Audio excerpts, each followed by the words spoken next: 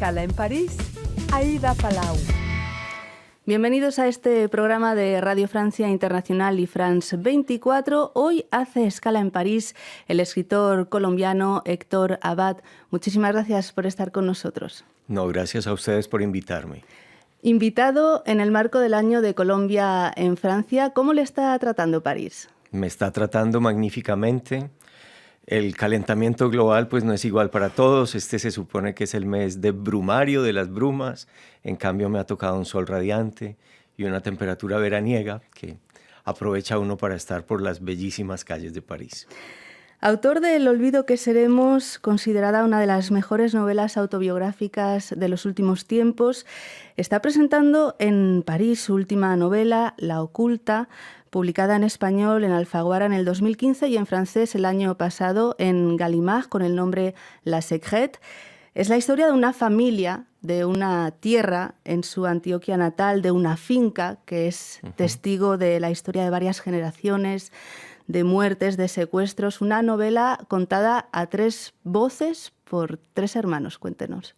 Sí, yo diría que el personaje principal, casi el protagonista del libro, es esta finca que se llama La Oculta o La Secrète en francés y que ha estado en las manos de una familia durante mucho tiempo.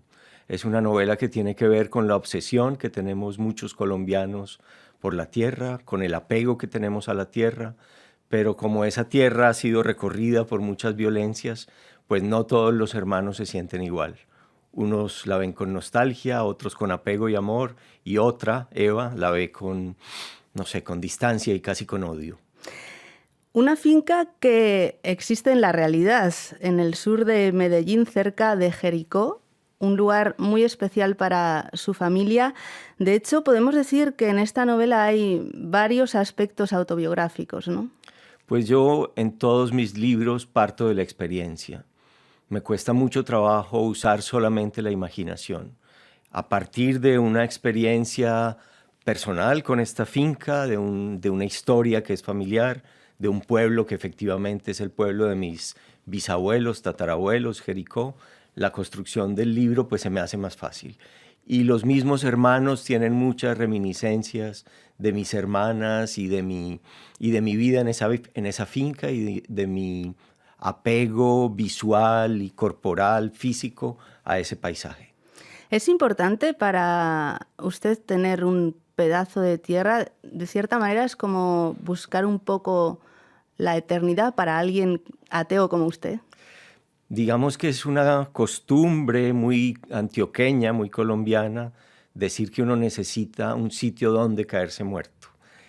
Nosotros, en Colombia, cuando la gente tiene algo de dinero, sobre todo en Antioquia, insisto, un comerciante que gana dinero, un mafioso que gana dinero, un industrial que gana dinero, y hasta un escritor, cuando consigue algo, lo primero que hace es comprarse una finca. Yo también lo hice, pero bueno, pero me quise referir fue a la finca que por tradición y por herencias ha venido en las manos de una familia. No es todo tal como fue, no es todo puramente autobiográfico.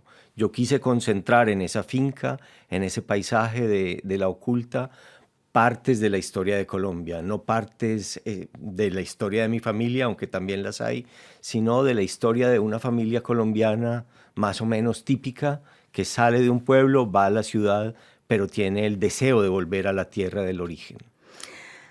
Antes del asesinato de su padre, Héctor Abad Gómez, en 1987, tragedia que dio lugar luego a la escritura de la novela El olvido que seremos, nunca antes había publicado. ¿Por qué escribe Héctor Abad? Bueno, yo escribo porque así puedo pensar bien. Yo siempre he tenido a mi lado un cuaderno, un lápiz, un bolígrafo, y me parece que en la escritura es donde estoy más tranquilo. La escritura pone un filtro entre el mundo y yo, y las ideas dispersas, desordenadas que hay en mi cabeza, de alguna manera se ordenan cuando las escribo. Tengo la costumbre de escribir desde muy joven, desde la primera adolescencia. Y todavía para mí es una manera de salvarme, de entender a los otros. No me concibo de otra forma si no es escribiendo todos los días. Justamente, bueno, hablábamos del olvido que seremos, su primera novela. Estos días en París, en el Instituto Cervantes, se ha proyectado el documental Carta a una sombra, realizado por su hija Daniela, que está basado en la novela El olvido que seremos, sobre el asesinato de su padre, Héctor Abad Gómez, médico, profesor universitario y defensor de los derechos humanos.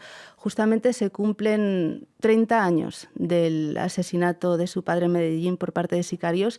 ¿Fue difícil volver a rememorar todos esos recuerdos durante la grabación de este documental? Fue difícil, pero fue también muy bonito. Fue como enlazar la historia de mi padre y la historia de mi hija. Mi hija no conoció a su abuelo. A él lo mataron cuando ella tenía 1 año, poco más de 1 año. Y ella de algún modo quiso retomar la historia de mi libro y hacerla con su propio lenguaje, que es el lenguaje del cine.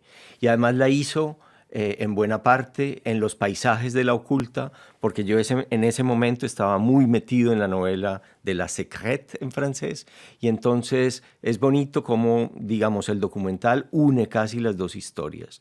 La historia de mi padre, nacido en Jericó, y la historia de ese paisaje, y comprueba con documentos y con la voz de mi padre que El olvido que seremos es un libro real, y que el paisaje de La Oculta, aunque la historia no sea totalmente real, es un paisaje que existe. Entonces, entre ella y Miguel Salazar, creo que hicieron un trabajo muy bonito de enlazar las dos cosas. Pero fue doloroso en algún momento, porque hay muchos elementos sonoros, ¿no?, que Sí, escuchan durante la grabación de ese documental. Sí, pudo ser muy doloroso porque ellos tenían algo sádico. Daniela estuvo desgrabando muchos cassettes que mi papá nos mandaba desde Asia cuando él trabajó lejos de la casa, y entonces a veces nos ponía, por ejemplo, una canción, mi papá cantando Gwendolyn, cantándosela a mi mamá con buena voz. Él tenía muy buena voz. Nosotros llevábamos 50 años sin oír a mi padre cantar, y oírlo cantar en directo frente a ella y frente a Miguel, pues era muy conmovedor, y ellos, bueno, lo quisieron hacer así, y eso es tal vez lo que le da más intimidad y más realismo al documental. Efectivamente hay muchos archivos sonoros, ¿no? Al final, en un momento dado, se escucha a su padre, que dice: en Colombia la sociedad está enferma. ¿Usted cree que Colombia está sanando? Colombia tuvo muchos momentos de profunda enfermedad social y cultural. Como mi papá tenía una aproximación de médico a la sociedad, él se llamaba poliatra, el que cura la polis, el que cura la ciudad. A él le gustaba esa expresión de enferma. Y yo creo que sí, que hubo una gran peste y una gran enfermedad de violencia que todavía existe, pero que afortunadamente se ha atenuado. La violencia de los años 80 finales, cuando mataron a mi papá, y la violencia de los 90 era mucho peor que la de ahora. Es decir, cuando Pablo Escobar, el de Narcos, ponía bombas, cuando los guerrilleros secuestraban, cuando los paramilitares hacían masacres, la historia de ese momento del país era peor. Ahora estas cosas pasan todavía, pero en una medida muy inferior. Cuantitativamente estamos mucho mejor, y lo cuantitativo muchas veces se transforma también en algo cualitativo. No estamos como en los años 90. Después del proceso de paz hay mucha esperanza. Novelista, periodista, poeta y también traductor. Ha traducido, entre otros, del italiano a Umberto Eco, a Italo Calvino, idioma que aprendió en Turín, donde vivió en 2 épocas de su vida, 9 años en total. ¿Qué permite la novela que no permiten otros géneros en un mundo en el que se lee menos o más corto? Bueno, la novela tiene la maravilla de ser omnívora. En la novela uno puede poner lo que quiera. Uno puede poner fragmentos de ensayo, uno puede disolver en la prosa de la novela un poco de poesía. En la novela cabe la historia, cabe la reflexión personal, cabe el diario. Lo bonito de la novela es que se adapta a todo. Y por eso, cuando muchos han anunciado la muerte de la novela siempre resucita, porque es un poco como la materia, que no se crea ni se destruye, sino que siempre se transforma. La novela tiene una gran capacidad de adaptación, y eso es lo que evolutivamente le da su vigor y su fuerza.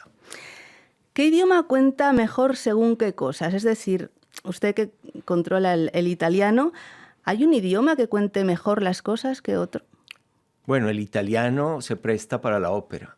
El italiano está lleno de vocales y las vocales se alargan muy bien.